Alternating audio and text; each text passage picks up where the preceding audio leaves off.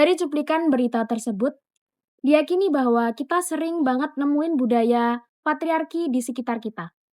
Laki-laki dianggap sebagai pemimpin, pengambil keputusan, dan pemegang kendali utama. Sementara perempuan seringkali cuma dianggap sebagai pelengkap yang harus ikut, nurut, dan jarang didengar suaranya. Sebelumnya, perkenalkan saya Harisma Tunisa, NIM 25111764113, dan dengan rekan saya Zelda Zara, NIM 25111764001, dan rekan saya Adinda Carita Dwi Setiono, NIM 25111714057. Tapi, pernah nggak sih kita mikir, apakah benar Islam mengajarkan hal seperti itu? Apakah agama yang penuh keadilan dan kasih sayang ini benar-benar menempatkan perempuan di posisi kedua? Kalau kita balik lagi ke ajaran Islam yang asli, ke Al-Quran dan Sunnah Rasulullah, jawabannya jelas banget, enggak. Islam nggak pernah menempatkan perempuan di bawah laki-laki.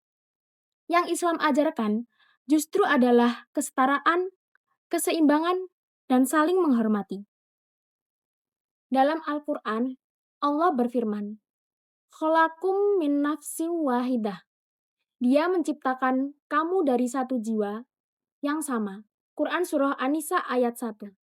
Artinya, laki-laki dan perempuan itu berasal dari sumber yang sama. Nilainya di sisi Allah juga sama. Yang membedakan cuman ketakwaan dan tanggung jawabnya. Rasulullah juga udah kasih contoh nyata soal ini.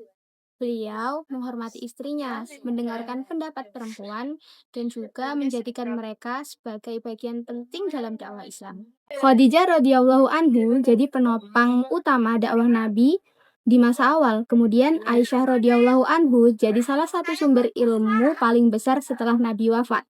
Dan banyak lagi perempuan hebat lain di masa Islam awal yang punya peran besar. Sayangnya, seiring berjalannya waktu, banyak nilai-nilai itu yang mulai pudar karena pengaruh budaya.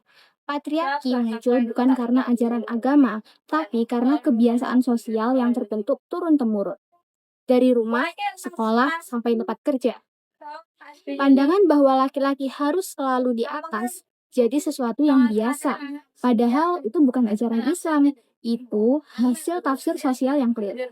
Islam nggak menolak laki-laki jadi pemimpin, tapi juga nggak pernah melarang perempuan berperan, berpendapat, bahkan memimpin.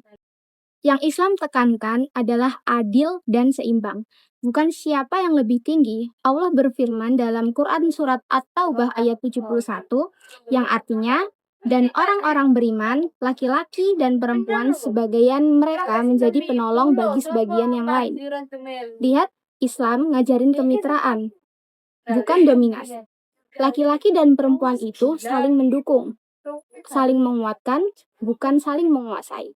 Jadi, kalau hari ini kita masih nemu budaya patriarki yang rendahin perempuan, kita harus berani nanya, itu beneran ajaran Islam atau cuma budaya manusia yang salah kaprah?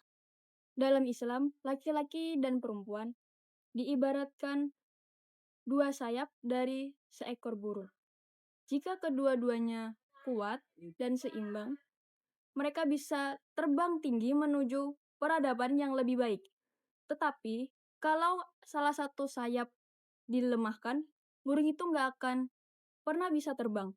Jadi, yuk sama-sama kita pahami Islam dengan benar.